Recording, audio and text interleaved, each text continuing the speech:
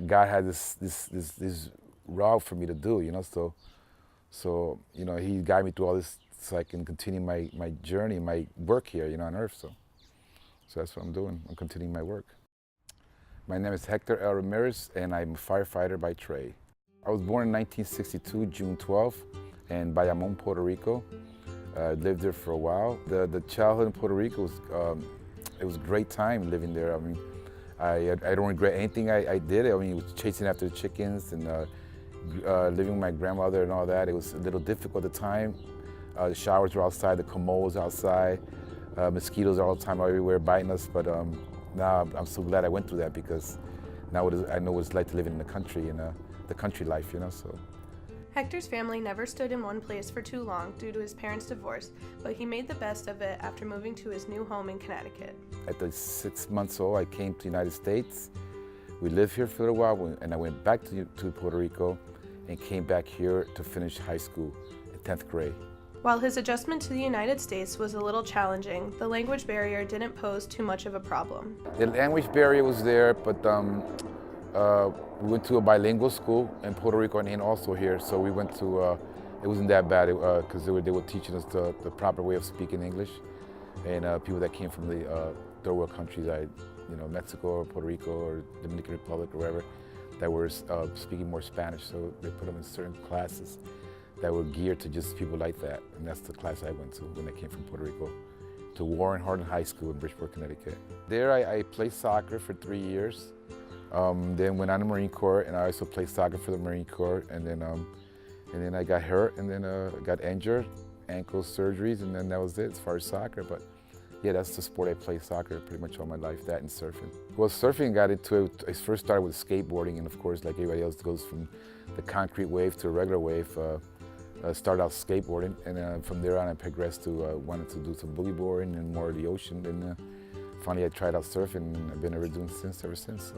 I would say surfing is part of my lifestyle, because I gear that against everything against my lifestyle. Like, so as far as vacations, vehicles I buy, everything's geared towards the surfing world, So that's what that lifestyle is my world. It's just as a passion. It's something that is like a church for me when I go to surfing. It's like you're out there, you're just meditating, you're catching a wave, it's just you and your wave, and it's just a beautiful thing, It's just, you can't explain it.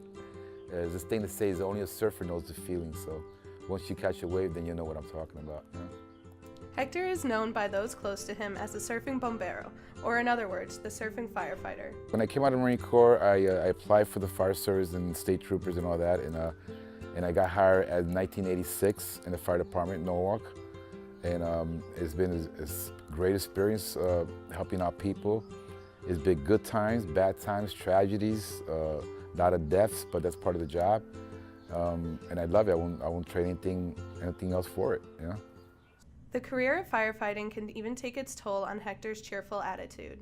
I've been injured several times, back surgeries. That's part of the job. And, you risk your life for others. So throughout that time, 32 years, yeah, you're going to get hurt, bangs in here and there, So yeah, there's always guys you could talk to, but I've talked to my wife a few times where, like, 1 week I had 3 deaths in 1 week, so it does get tired of a lot of deaths after a while, So you do want to talk, but yeah, Although he lives life with no regrets, when asked if he would change career paths if given the chance, nothing would make him happier than spending his days catching the waves.